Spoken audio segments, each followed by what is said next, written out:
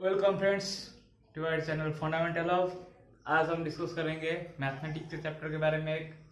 हम पिछले क्लास में और एक प्रीवियस क्लास में हमारा जो है surface area, total surface area, lateral surface area, curve surface area के बारे में बात कर चुके हैं।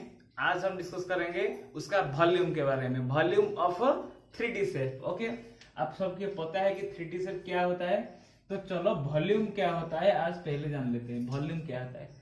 The capacity of any container is known as the volume of that thing. Okay, that means जो containing करने का जो capacity है, जो मान लो ये एक क्या है, ड्रम है, सही है। ये ड्रम में कितना पानी कंटेन करने का कैपेसिटी है, ये उसका क्या होता है, वॉल्यूम होता है। ओके, यदि हम एक बड़ा कंटेनर लेंगे तो उससे अधिक पानी उसमें क्या होगा, उसमें ज्यादा पानी उसमें कंटेन होगा, क्योंकि हम उसका साइज बड़ा लिया, इसलिए उसका वॉल्यूम भी चेंज आएगा। ये होता है volume. The capacity of containing of a container is known as the volume of the container. Okay, तो चलो हम सबको वीडियो को अंत तक देखना है। आपको बहुत कुछ फॉर्मूला लाने वाला है, मिलने वाला है। इसमें थोड़ा इजी प्रोसेस में फॉर्मूला भी सॉल्व होगा। इसमें देखो, आप सबको पता है कि क्यूबिड एक जो हमारा सबसे पॉपुलर 3D शेप मान लो ये होता है क्यूबिड। क्यूबिड का वॉल्यूम क्या है? सिंपल है, क्यूबिड का वॉल्यूम होता है, ये होता है क्यूबिड का वॉल्यूम क्या होता है? Length into breadth into height. Okay, देख लिए, ये हो गया उसका वॉल्यूम। और उसके साथ जो यूनिट है उसको यूनिट क्यू में लिखना है। मान लो मीटर है, उसको मीटर क्यू लिखना है। सेंटीमीटर है, सेंटीमीटर क्यू लिखना है। जिसमें लिखना है क्यू लिखना है, क्योंकि ये एक तीनों मीटर और तीनों सेंटीमीटर का प्रोडक्शन है, इसलिए क्यू लिखते हैं। ठीक है, तो चलो अब हम बात करते हैं कि क्यों हुआ ये length into breadth into height.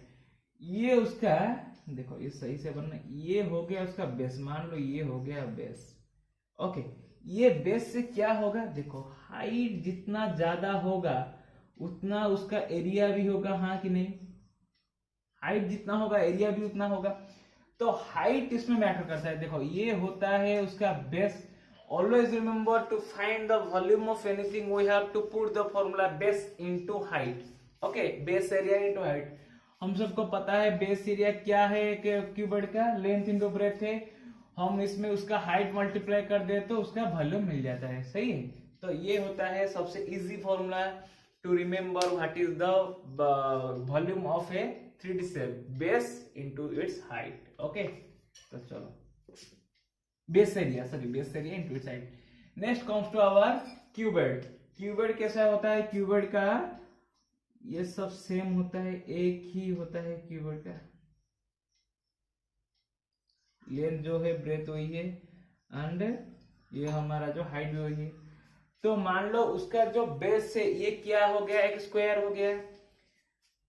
Base क्या हो गया, स्क्वायर हो गया। तो हम सबको पता है फिर से वही formula, base area into its height. Base area क्या है?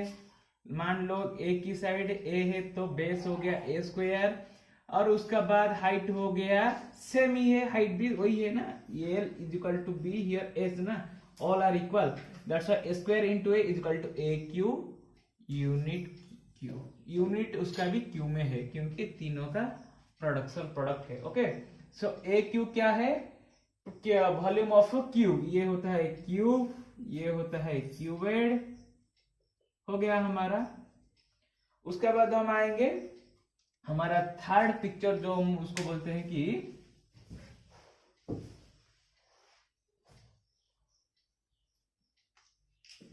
सिलेंडर। सिलेंडर क्या है? देखो, सिलेंडर भी ऐसे है। सिलेंडर का शेप देख लो, ये होता है सिलेंडर का शेप।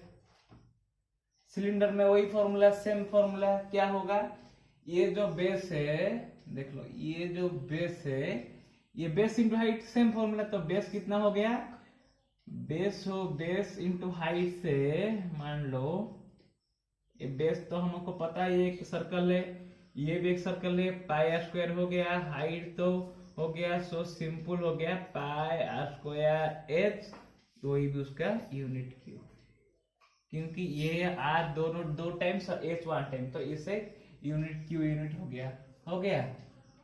ये हो गया हमारा वॉल्यूम के बारे में, सॉरी वॉल्यूम ऑफ सिलेंडर के बारे में।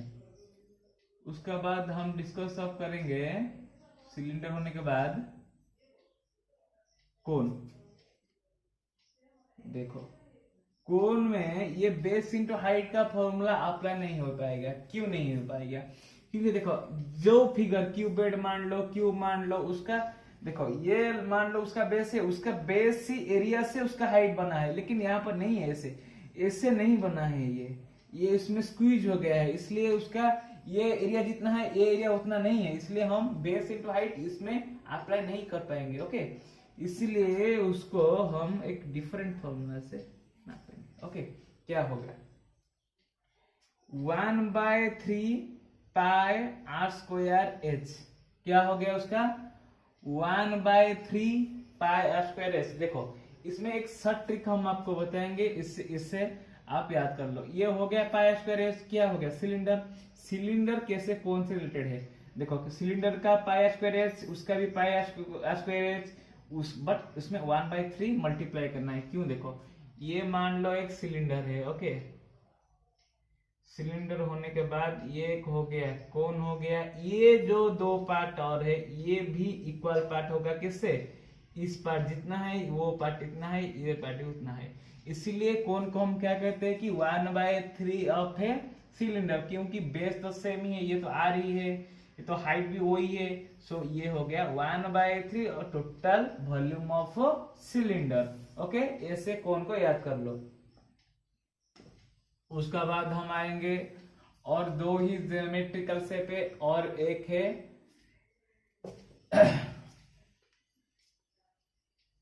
स्फीयर है और एक है हेमिस्फीयर है। स्फीयर का क्या होगा? स्फीयर तो आप सबको पता है एक बॉल जैसा है, स्फीयर का बेस कोई नहीं है, बेस है तो यदि होता है बेस तो बेस इंटू हाइट कर देते हैं, लेकिन बेस नहीं है, इसलिए उसका यूनिक फॉर्मूला है 4/3 पाई आर क्यू।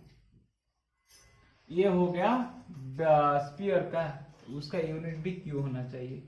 ओके, ये हो गया स्फीयर का।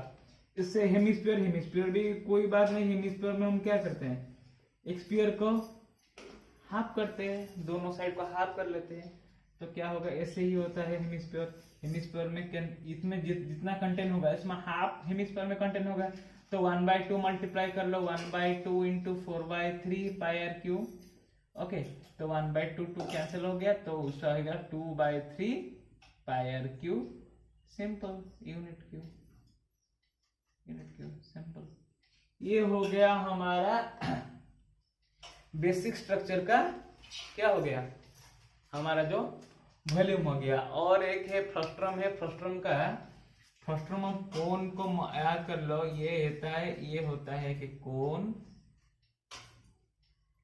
ये होता है कि कोन, आप जिसको ले लो बकेट जैसा चीज मान लो, इसमें हम इस साइड को माइनस करने के बाद ये क्या बच गया, आप देखो ऐसे बच गया, उसको उल्टा कर लो ऐसे हो गया,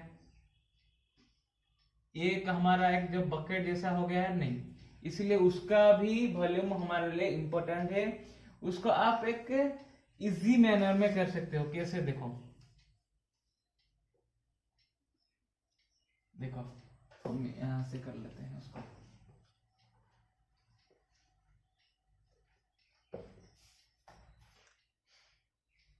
तो आप इसको पता है कि ये कौन है, उसका ये हाफ है, तो देखो ये पहले से कौन है, हम एक क्या करते हैं, सिंपल फॉर्मूला है फ्रस्ट्रम पाने के लिए। फ्रस्ट्रम को मान लो पहले फ्रस्ट्रम वाला पिक्चर बना लो, ये हो गया एक फ्रस्ट्रम, उसके बाद एडिशनल बना लो, तो क्या होगा, देखो हमको यही पार्ट चाहिए, वही पार्ट चाहिए, वही पार्ट पाने के लिए क्या करेंगे, टोटली पार्ट से ये स्मॉल पार्ट को सब्ट्रैक्ट करने के बाद हम क्या पा जाएंगे, क्या मिल जाएगा आपको, ये जो पार्ट मिल जाएगा, ये पार्ट हमको मिल जाएगा, क्या करने से, total minus that volume of 1।